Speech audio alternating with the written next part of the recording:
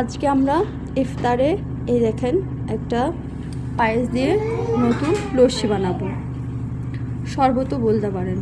পায়েসটা আমরা রেডি করে নিয়েছি দুধ দিয়ে ভালো করে, কাজু বাদাম কিশমিশ দিয়ে যেমন পায়েস রান্না করে সেরকমভাবে খানিক শুকনো শুকনো করে রান্না করে নিয়েছি। একটা বাটিতে আমরা নিয়ে নিয়েছি দুধ, নিয়ে নিয়েছি কিছু খেজুর, আপেল, মোরব্বা, আঙ্গুর, আলমন্ড বাদাম, কাজু বাদাম, কিশমিশ আর কলা।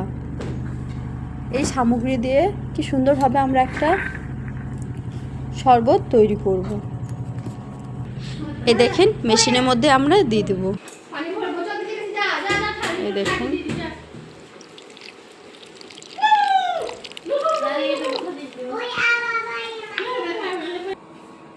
এই দেখেন আমাদের জুসটা।